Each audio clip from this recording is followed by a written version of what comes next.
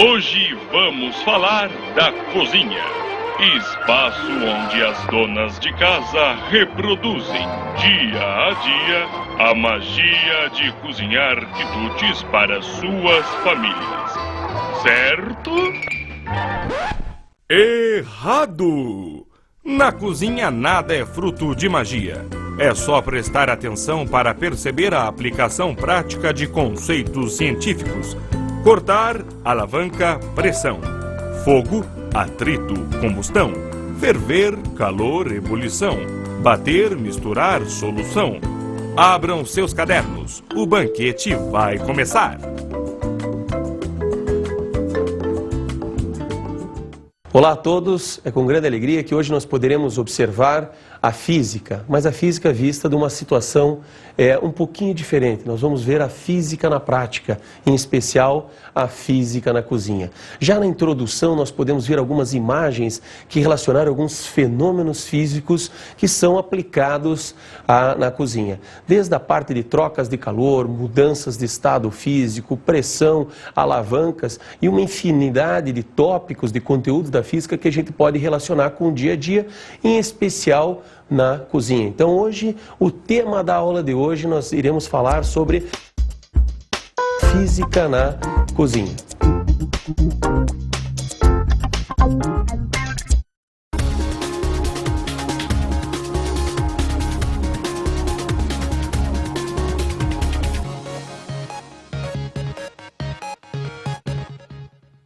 Você sabe como funcionam as tampas abre fácil utilizadas em latas de conservas? Antes de explicarmos o funcionamento, vamos observar do que ele é constituído para darmos a explicação. Então, primeiramente, um invólucro metálico, que vai impedir as ações externas, uma tampa que contém, podem observar aqui no meio, um invólucro de plástico. Inicialmente, ele não se encontra ali. Então, como que é feito? É colocado o extrato, né? E quando for para ser fechada esta tampa, procede-se da seguinte maneira: uma máquina vai ser engatada aqui e vai retirar o ar lá dentro. Quando ele retirar, ele vai criar uma pressão lá menor, que é a pressão que está fora. Então vamos trabalhar com dois termos: pressão interna e pressão externa, dentro lata e fora lata. Então quando faz-se o vácuo, automaticamente já vem esta tampinha metálica aqui, que por isso é o chamado abre fácil. Então o que acontece? Quando ele tira o ar lá dentro, por duas coisas: primeiro, para ter uma diferença de pressão entre o meio interno e o meio externo, e segundo, para aumentar o período de validade do ingrediente que aqui dentro está. Então o que acontece? Fez-se o vácuo, né? A pressão de fora é maior que a pressão de dentro. Então o que vai acontecer? A pressão que está atuando sobre a tampa na parte de fora é maior que a da parte de dentro. Então fica difícil de nós retirarmos isso aqui com a mão. Por sua vez, quando retiramos esse invólucro, o que vai acontecer? Vai entrar o ar no interior do recipiente, que por sua vez vai acontecer o quê? A pressão era diferente, lembra? A pressão interna e externa era diferente. Agora, com a entrada do ar, a pressão do lado de fora e a pressão do lado de dentro, o quê? Se igualam. Ou seja, não existe mais aquela diferença de pressão. Aquele excesso de pressão a mais que existia da parte de fora, agora não existe. Então as pressões, o quê? Se igualaram. Então, o que nós devemos observar? O que é pressão mesmo? Pressão é a razão entre a força aplicada sobre determinada área e o valor dessa mesma área. Como podemos observar nesta fórmula, observamos que o P está relacionado à pressão, que por sua vez é a força atuante sobre a área. Observe que esta pressão é chamada pressão média. E esta força que nós trabalhamos é a força normal atuante à superfície. Então, se nós pegássemos, por exemplo, uma superfície, ok? Aqui, em questão, a área, a força que nós estaríamos observando para o cálculo desta fórmula seria a força que fica, o quê?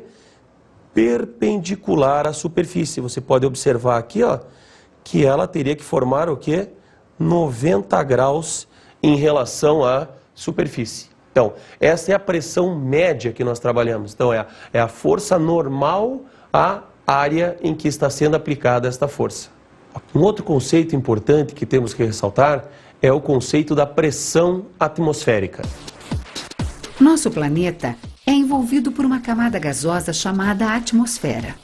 Os gases que compõem a atmosfera possuem massa e, por causa da ação da força gravitacional terrestre, são atraídos em direção à Terra, exercendo sobre ela uma pressão, a pressão atmosférica. Observamos então que a pressão atmosférica está relacionada ao quê? A essa coluna, essa altura que essa coluna de ar tem sobre o nosso corpo. Isso nos leva a entender que em altitudes diferentes nós vamos observar o quê?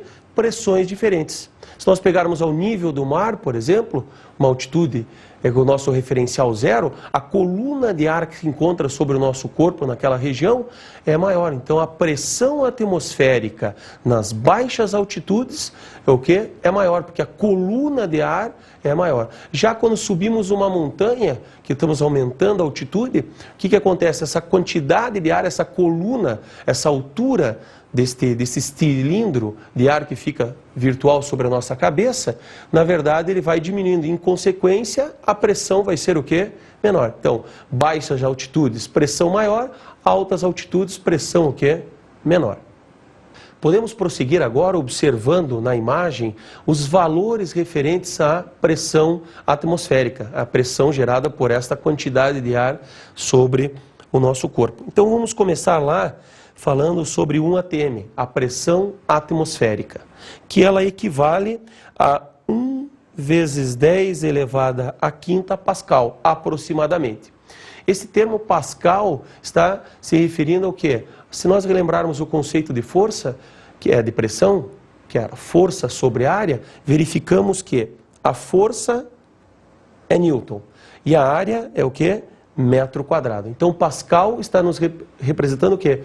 A força que está sendo atuada, 1 Newton de força atuada sobre o quê? Uma área de 1 metro quadrado. E aqui podemos observar também o valor da pressão agora em milímetros de mercúrio. Substituindo o ar, nós teríamos aí uma altura deste cilindro, que para gerar essa pressão, menor, justamente pela densidade ser o quê? Maior. E nós precisaríamos só de apenas o quê? 760 milímetros de mercúrio para gerar a mesma pressão gerada pela pressão o quê? Atmosférica. E se fôssemos usar outras substâncias, por exemplo, a água, o que ia acontecer? Como a densidade dela é menor, nós precisaríamos o quê? De uma coluna de água maior. No caso em questão, precisaríamos de 10 metros de água, uma coluna, imagine, uma mangueira com 10 metros de comprimento na vertical, para gerar o que é essa pressão referente à pressão atmosférica. Podemos verificar também agora, voltando para a situação da lata abre fácil, o que a gente pode explicar agora através do seu funcionamento. Então, o que acontece? Lembre, a pressão externa é maior que a pressão interna. Então, como que se dá o processo da abertura dela? Você tira o invólucro, o ar entra lá dentro do recipiente e faz com que as pressões se igualem. Então, se eu tentar abrir a lata aqui agora com os meus dedos, com a minha mão, eu posso fazer a força máxima aqui, que vai ser muito difícil de tentar de conseguir tirar essa tampa. Por quê? Porque a pressão que está atuando sobre ele é muito grande. Então, o que acontece? Nós temos este invólucro, que agora, uma vez a gente vai tirar ele, e o que você vai observar? Ó, o ar entrou, ok? Quando o ar entrou, o que acontece? Estabilizou a pressão, e agora a gente abre com cuidado aqui para não ter nenhum problema, e você consegue abrir. Então, justamente por causa da entrada do ar, faz com que as pressões fiquem iguais e a facilidade na sua abertura. Você sabe qual é a intensidade da força que age em cada metro quadrado de superfície devido à pressão exercida pela atmosfera no nível do mar? Observando agora a fórmula da pressão igual a força sobre a área, nós conseguimos calcular esta força que a pressão atmosférica exerce sobre 1 metro quadrado de área. Então, observe lá. a fórmula pressão, força sobre área. A pressão ao nível do mar, um ATM, vamos considerar 1 vezes 10, o que? A quinta. A força, objeto que nós queremos calcular, e a área de 1 metro quadrado. Se nós fizermos a multiplicação, observamos que esta força é 1 vezes 10 elevada a quinta newtons. Ou seja, se nós compararmos, relacionarmos a massa, ou seja, se nós pegarmos a fórmula do peso igual a massa vezes a gravidade e aplicarmos esta força, nós chegamos à conclusão de uma massa de 1 vezes 10 a quarta quilos atuando sobre o quê? Sobre uma área de 1 metro quadrado, ou seja, 10 toneladas sobre metro quadrado é a influência da pressão, é a força com que a pressão atmosférica exerce sobre essa superfície de 1 metro quadrado no nível do mar, na região do mar. Qual é a intensidade da força que a atmosfera exerce sobre a tampa de um recipiente de molho de tomate em conserva? Podemos observar agora, para a parte de como calcularmos a força que está agindo sobre a lata, quando ela ainda fechada, quando existia aquela diferença de pressão, nós podemos calcular quantos newtons aplica sobre essa determinada tampa, para ver como é mesmo difícil o que? A sua abertura só com os dedos. Então, como que nós podemos proceder para fazer este cálculo? A primeira coisa que nós temos que obter é o que? É o raio desta circunferência, ou seja, podemos calcular o diâmetro e dividir por 2, porque o raio é o diâmetro, metade do diâmetro, né? O momento que já conseguido o raio desta circunferência, nós podemos o que? Aplicar nesta forma, como foi feito para 1 metro quadrado, e descobrirmos qual é a força com que essa pressão atmosférica está atuando sobre essa tampinha. Então vamos observar lá. Vamos pegar a tampa, vamos pegar a fita métrica para a gente poder o que? Determinar o que é esta medida. Se nós pegarmos aqui aproximadamente no centro da tampinha e observarmos aqui, ó, ela vai dar um raio de aproximadamente então 3,3 centímetros. Então, já tendo o conhecimento desta informação, do raio da tampa, nós podemos agora calcular o que? A área desta tampa. E através da área, poderemos determinar a força com que a pressão atmosférica está atuando sobre a tampa. Observe lá, vamos ao cálculo da área.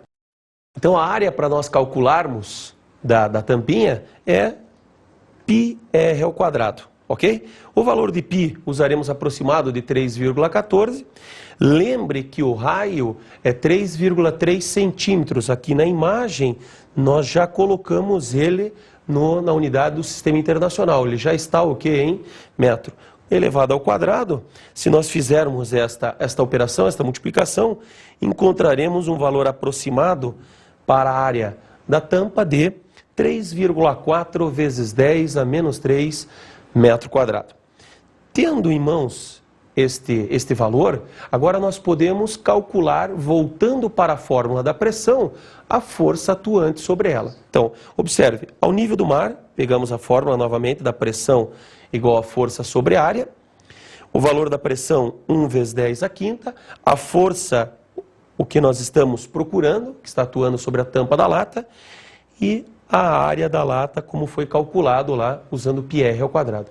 Se nós fizermos a multiplicação, produto dos meios igual ao produto dos extremos, nós chegamos ao seguinte valor, a uma força de 3,4 vezes 10 ao quadrado newtons, ou seja, 340 newtons. Ok? Se nós fizéssemos uma comparação, era como nós tivéssemos colocado sobre essa tampa aproximadamente aí o quê? Uns 7 pacotes de açúcar, 5 quilos, sobre a tampa. Então, pense agora, como é que nós conseguiríamos apenas com a força dos nossos dedos, o quê? Vencer esta força de 340 newtons. Então, aí está a explicação por que da dificuldade de abrirmos o quê? É só usando a força dos nossos dedos.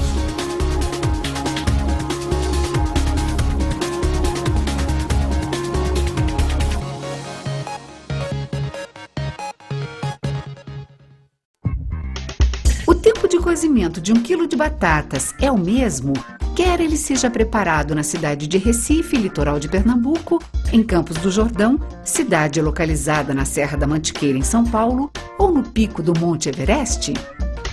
A princípio, antes de respondermos essa questão, vamos falar um tempo sobre esse termo cozimento, o ato de cozinhar.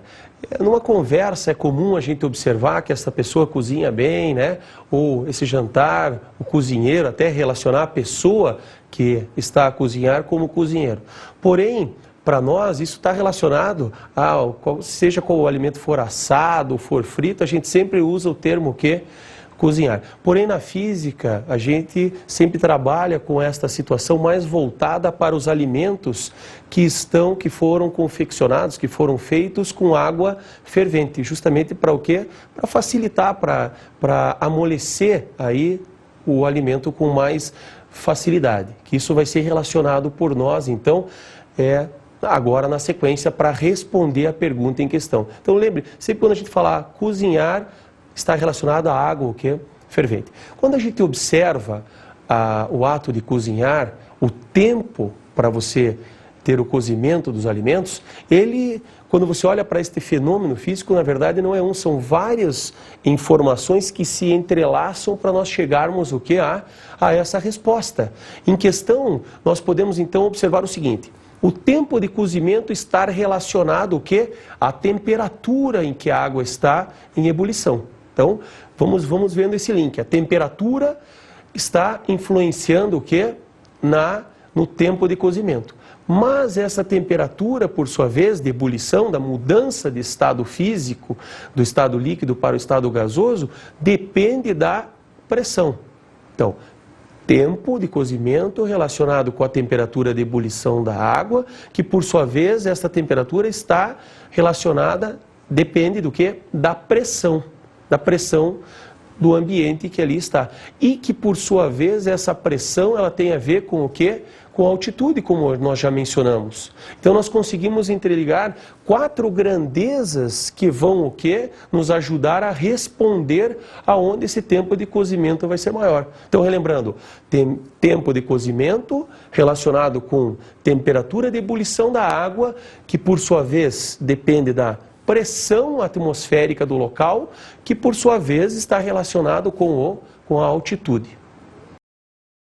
Neste gráfico que vocês estão vendo, vai relacionar agora a pressão de vapor com a temperatura de ebulição. Então vamos verificar, vamos marcar 2 pontos iniciais de pressão, e aí nós verificamos a sua temperatura, ok?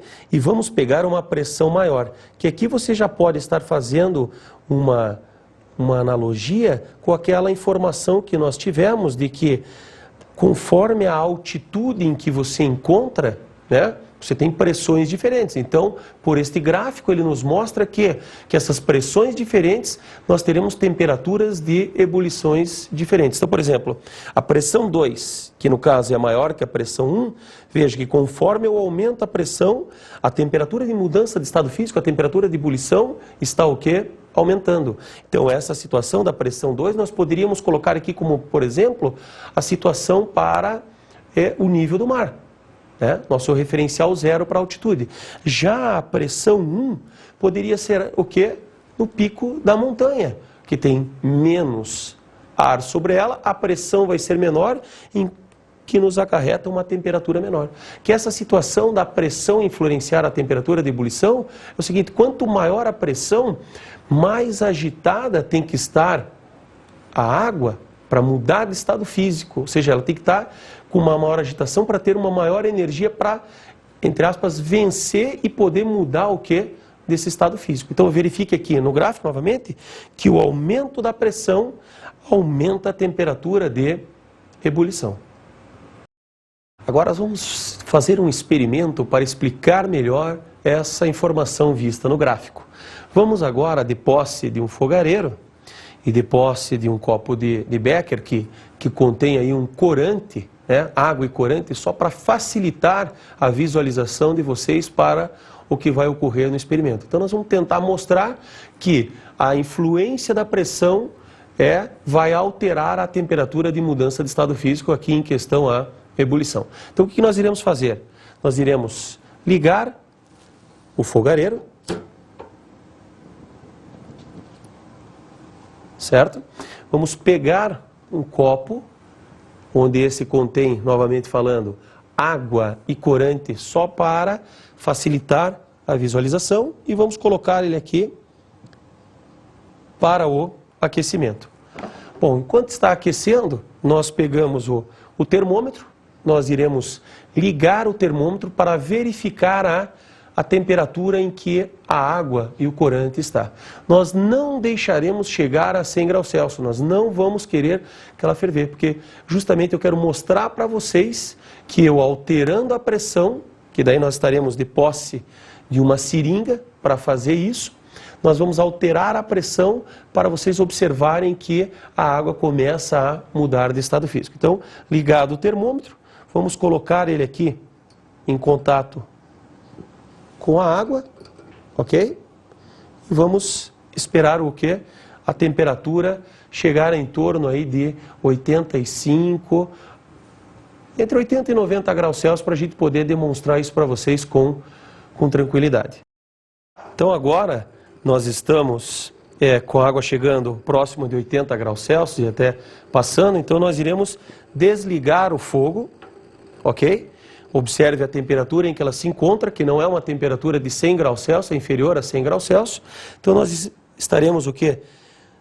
Puxando uma determinada quantidade deste líquido com corante da água, por sua vez tampando a extremidade, e agora verificaremos o quê? Vamos puxar o êmbolo para aumentar o volume, que por sua vez vai diminuir o quê? A pressão. E verificaremos que a água começa a borbulhar, ou seja, está ocorrendo a ebulição. Se nós voltarmos, ela desfaz, volta a não entrar mais em ebulição.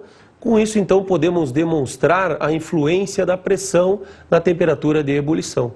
E agora podemos terminar a responder à questão inicial, que era determinar aonde que a temperatura de cozimento vai ser o quê? Onde o tempo de cozimento vai ser maior ou menor. Podemos ver na imagem que com o aumento da altitude ocorre uma diminuição na temperatura de mudança de estado físico, da ebulição. Ou seja, a cada 1000 metros de altitude que nós temos, que nós elevamos, a temperatura reduz em 3 graus Celsius. Então, o aumento da altitude diminuindo a temperatura de mudança de estado físico. Respondendo então à questão inicial, temos já a de Recife, que é o nível do mar, com a temperatura de ebulição de 100 graus Celsius. Observando agora para Campos do Jordão, podemos observar na imagem a seguinte relação. A cada 1000 metros de altitude, nós temos uma queda de 3 graus Celsius na temperatura de ebulição. Pegando a altitude de Campos do Jordão, 1.700 metros, e efetuando uma regra de 3, observamos que a temperatura de queda para a temperatura de ebulição em Campos do Jordão é de menos 5,1 graus Celsius. Isso nós podemos verificar pegando a temperatura nível do mar, no caso de Recife, tirando devido ao aumento da altitude, que foi de 5,1 graus Celsius, chegamos à temperatura de ebulição em Campos do Jordão. Então, Recife 100 graus Celsius, nível do mar, Campos do Jordão 1.700 metros acima do nível do mar, nós já temos uma temperatura de ebulição de 94,9 graus Celsius. Qual deve ser na superfície da Terra a menor temperatura de ebulição possível? A menor temperatura nós vamos encontrar no Everest, ok? Devido à sua elevada altitude. Então, olhando a relação, a 1000 metros, uma queda de menos 3 graus Celsius na temperatura de ebulição, pegando a altitude do Everest, 8.844 metros, e executando uma regra de 3, nós observamos que a variação da temperatura é de menos 26,5 graus Celsius. Efetuando sempre em relação à temperatura ao nível do mar, tiramos o valor de 26,5 graus Celsius e encontramos a temperatura de ebulição no Everest, que seria de 73,5 graus Celsius, que para nós é a menor temperatura em que a água entrará em ebulição, por se tratar da maior altitude. O tempo de cozimento de 1 quilo de batatas é o mesmo, quer ele seja preparado na cidade de Recife, litoral de Pernambuco, em Campos do Jordão, cidade localizada na Serra da Mantiqueira, em São Paulo, ou no pico do Monte Everest? Observando esse gráfico, podemos responder a nossa pergunta do tempo de cozimento, onde as batatas vão se cozinhar mais rápido, se é Recife, ou Campos do Jordão, ou Everest. Dentre os valores que nós calculamos para a temperatura de ebulição dos três, nós observamos que a menor temperatura se encontra para o Everest. Se nós fizermos a relação com o tempo de cozimento, nós chegamos aqui, vamos colocar T minúsculo, para o Everest. Se nós pegarmos agora a temperatura em Campos do Jordão, vamos colocar Campos do Jordão, e fizermos no gráfico, verificaremos que aqui estará o tempo de cozimento em Campos do Jordão. E agora, em Recife, onde que nós tínhamos a maior temperatura, 100 graus Celsius, nós observamos que esse vai nos apresentar o quê? O menor tempo de cozimento. Então aqui ficou o quê? Recife com a maior temperatura, por ser o quê? A maior pressão, o menor tempo de cozimento. Já no Everest, o quê? A menor temperatura de ebulição, por ser o quê? A menor pressão, ou seja, a maior altitude, nos dando maior tempo de cozimento.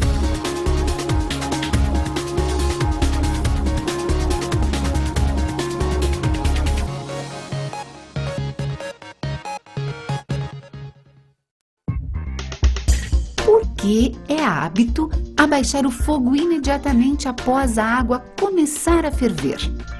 Para explicarmos e respondermos essa pergunta, iremos fazer o quê? Um experimento, onde nós pegaremos o quê? 2 copos de Becker, ok? Com água, contendo corante, justamente só para facilitar a visualização, e colocaremos o quê? Um ovo em cada copo de Becker. Levaremos ao fogareiro, onde nós iremos o quê? Demonstrar o fato de que quando a água entrar em ebulição, nós podemos o quê? Diminuir a intensidade da chama, que a temperatura de mudança de estado físico continuará o quê? A mesma. Então vamos lá. Vamos de posse de um isqueiro, vamos aqui mexer no fogareiro e vamos... Colocamos aqui então, já vamos colocando um copo, inicialmente já estaremos o quê? Colocando o ovo, ok? E levaremos ele ao fogo.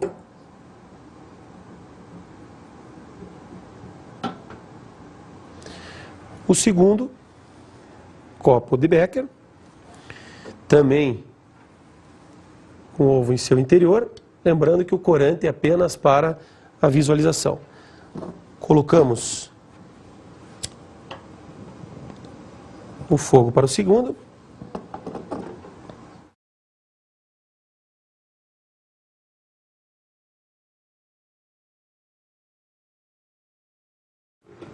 Então agora podemos observar que os dois já estão fervendo.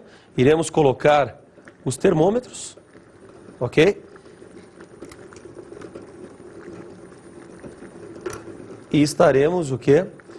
Observando que ao diminuir a intensidade da chama, a temperatura de ebulição continua a mesma. Ou seja, economizando a quantidade de gás, por sua vez a temperatura que vai estar ocorrendo, a mudança de estado físico, permanece a mesma. Então, o fato de você poder diminuir a intensidade da chama faz com que nós venhamos a economizar o que é a quantidade de gás envolvendo para o cozimento do alimento. Com esse experimento podemos observar que a temperatura não sofreu alteração com a diminuição da intensidade da chama. A única coisa que aconteceu com aquele que estava com chama menos intensa e mais intensa, veja que foi a quantidade de bolhas que estava ocorrendo, justamente por estar ganhando mais energia, aquela que tinha mais intensidade. Então podemos verificar agora, nesta imagem, alguns detalhes importantes para a explicação. Esta fórmula que nós temos, ela se refere à quantidade de energia envolvente numa mudança de estado físico. Então, primeiro ponto, durante a mudança de estado físico, observe que a temperatura permaneceu constante. Então, observando aqui, a quantidade de calor, a massa envolvida na mudança de estado e L, que é o calor latente, que representa a quantidade de energia necessária para mudar de estado físico determinada uma grama, por exemplo, uma quantidade de massa. Então nós temos lá o Q igual a ml, que é a quantidade de calor, massa de água que foi ali para que estava ocorrendo a ebulição, e L é o calor latente, o calor necessário para ocorrer a mudança de estado físico de determinado substância, que no caso aqui é água, e para ocorrer a ebulição. Observe aqui, o fato de deixarmos a chama mais intensa, nós estamos fornecendo maior quantidade de calor, que por sua vez vai alterar a quantidade de matéria, ou seja, a massa desta água que está mudando de estado físico. Por isso a razão da maior quantidade de bolhas naquele becker onde não foi alterada a intensidade da chama. Então nós vemos que a quantidade de calor, a intensidade da chama, fez com que aumentasse a quantidade de matéria que estava sofrendo mudança de estado físico.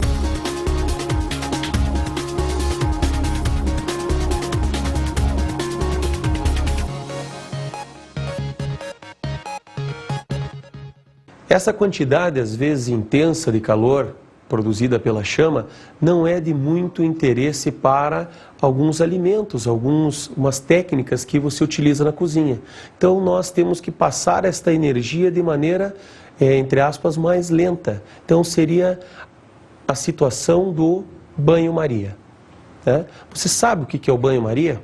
Então vamos tentar explicar para vocês esse termo banho-maria.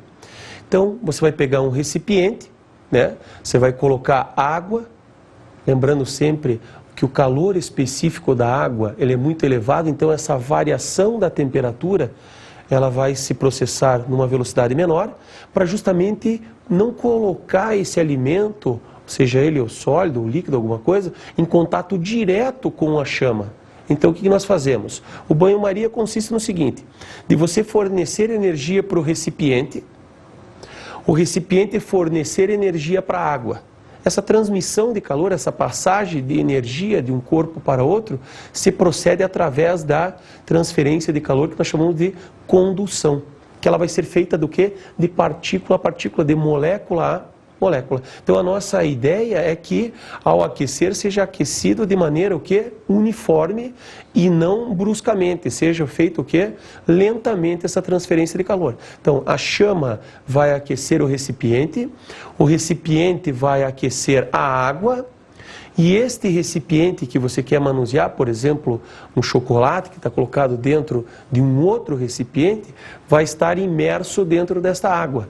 E essa água, por sua vez, vai aquecendo lentamente, vai transferir energia para o quê?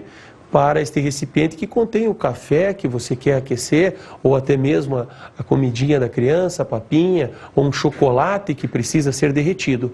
Então o que acontece? Ele vai acontecendo gradativamente, justamente para não dar o que nós chamamos de choque térmico, essa transferência ser quase que uniforme para o recipiente que se deseja aquecer.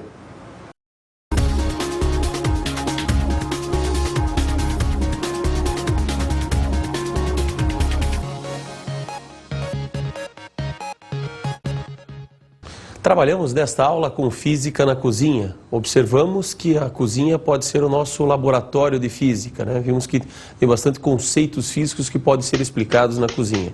Em primeiro momento, trabalhamos com o conceito de pressão e pressão atmosférica. Para isso, usamos a experiência da latinha, aquele extrato de tomate, onde tinha aquela invólucro de plástico que tampava ela, justamente para dar essa diferença de pressão, porque quando ela foi engarrafada, foi tirado o ar lá de dentro e a pressão interna era menor que a pressão externa. Então a pressão atmosférica é que fazia com que a latinha ficasse presa.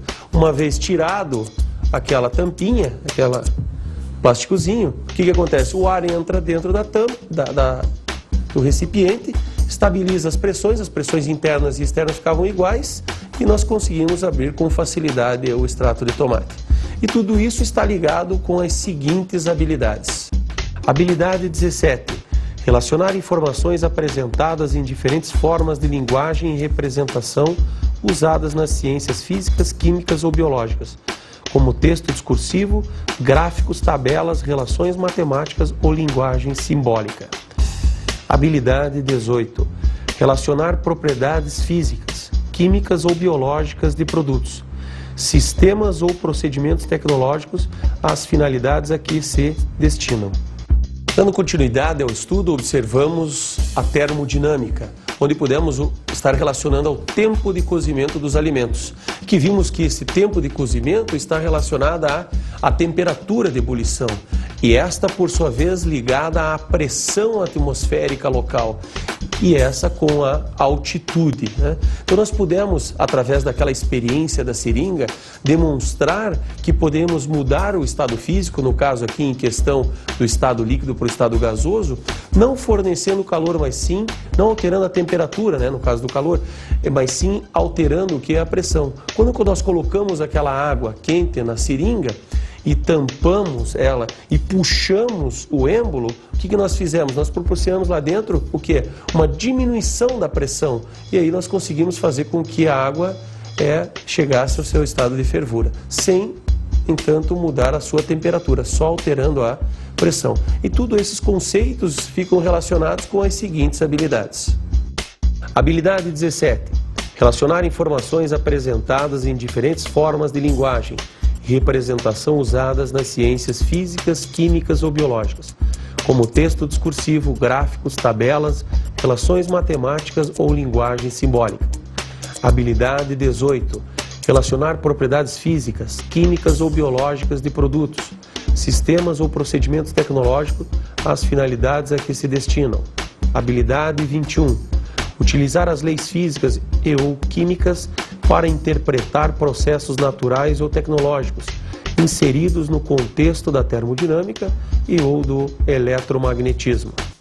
Nesta aula também observamos a calorimetria, a mudança de estado físico, né? Vimos a parte de temperatura, de ebulição, de calor, de massa, onde tudo isso foi utilizado para explicar a experiência envolvendo a água fervendo com ovo, né? Observamos lá que no momento em que a água começa a ferver, nós podemos diminuir a intensidade da chama, que esta vai continuar na temperatura de fervura, no caso 100 graus Celsius. A única coisa que difere se você deixar a chama alta ou baixa, na verdade, vai ser a quantidade de água que estará mudando de estado físico. Porém, a temperatura naquela que está com fogo baixo e fogo alto permanece aos 100 graus Celsius. Então aí é a nossa dica para podermos economizar essa energia, o consumo do gás, né? E tudo isso, no aspecto geral, a gente pode ver que está relacionado, esses conteúdos, às seguintes habilidades. Habilidade 17. Relacionar informações apresentadas em diferentes formas de linguagem e representação usadas nas ciências física, química ou biológicas, como texto discursivo, gráficos, tabelas, relações matemáticas ou linguagem simbólica. Habilidade 18. Relacionar propriedades físicas, químicas ou biológicas de produtos, sistemas ou procedimentos tecnológicos a finalidades a que se destinam. Habilidade 21. Utilizar leis físicas e ou químicas para interpretar processos naturais ou tecnológicos inseridos no contexto da termodinâmica e ou do eletromagnetismo. E como termo final, trabalhamos com a transmissão de calor, a condução térmica, onde vimos o conceito de calor, temperatura de ebulição, equilíbrio térmico, né? Em especial a condução térmica. Para isso, explicamos a situação do banho-maria, do fato de você colocar uma panela com água para esta aquecer e aí sobre esta panela que contém água você inserir lá o que você deseja aquecer, no caso o chocolate, né? Porque daí o calor da chama vai passar para a panela, A panela vai passar para a água e esta, por sua vez, vai aquecendo lentamente e a condução térmica vai ser feita de maneira integral sobre todo o que a barra de chocolate que você queria derreter, ou seja, vai gradativo. E lembrando que essa temperatura nunca vai passar os 100 graus Celsius, porque é a temperatura de fervura da água. Então tudo isso nós podemos relacionar com a condução térmica, né? E esses termos, esses conteúdos abordados, eles foram todos relacionados às seguintes habilidades. Habilidade 17. Relacionar informações apresentadas em diferentes formas de linguagem e representação usadas nas ciências físicas, químicas ou biológicas, como texto discursivo, gráficos, tabelas, relações matemáticas ou linguagem simbólica.